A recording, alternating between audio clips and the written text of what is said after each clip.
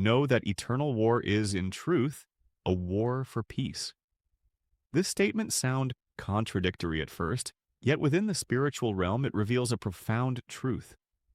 The struggle of faith, obedience, and endurance is not a battle for dominance or pride. It is a battle to preserve and manifest the peace of God. In John chapter 16, verse 33, Jesus declared, "These things I have spoken unto you, that in me ye might have peace. In the world ye shall have tribulation, but be of good cheer. I have overcome the world." These words acknowledges the truth in the existence of conflict, yet assures that peace can still be found. The peace of God is not dependent on circumstances. It exists in spite of tribulation. Peace is a fruit of the Spirit and not the absence of war. It grows from the different substrates of pain and pleasure, of good and evil, and from holy and profane. This distinction becomes even clearer in John chapter 14, verse 27. "Peace I leave with you, my peace I give unto you. Not as the world giveth, give I unto you." The peace of God is different in essence and origin from the peace the world promises. The world's peace is built on compromise and comfort, which is fragile and temporary. The peace of the world is easily shattered by fear, greed, or uncertainty. God's peace is spiritual. It stands firm amid chaos, rooted in divine authority and eternal truth. One must choose between the two, for they cannot coexist in the same heart. The peace of the world demands conformity and capitulation.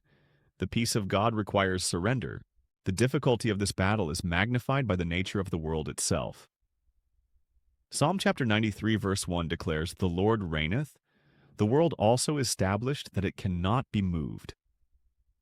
The world, in its systems and values, is firmly fixed in its rebellion against God.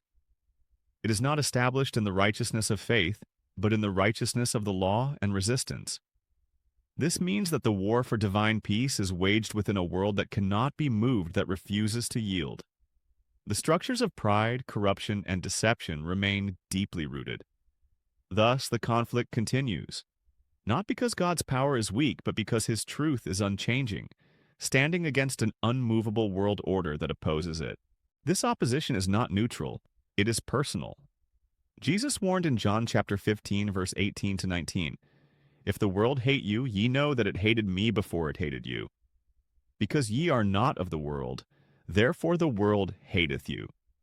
The world's hatred of God manifests as hostility toward His people. This is the cost of divine allegiance and service to God. To walk in light is to expose darkness, and darkness despises exposure. The true follower of Christ should never expect to be celebrated by a world that crucified its Savior. The Apostle James then delivers the ultimate warning in James chapter 4, verse 4.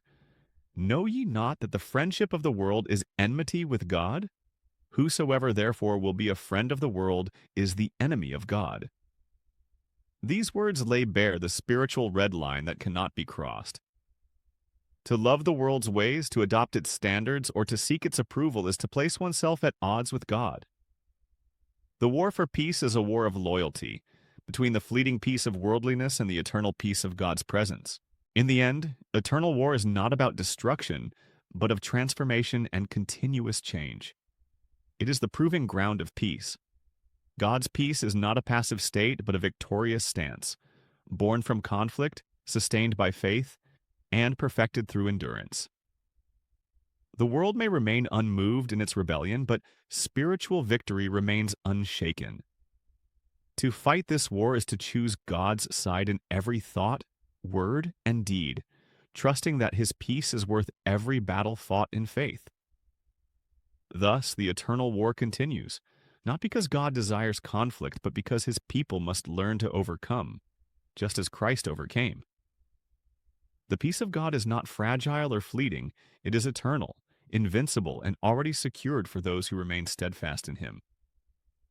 Christ being the example of love and sacrifice,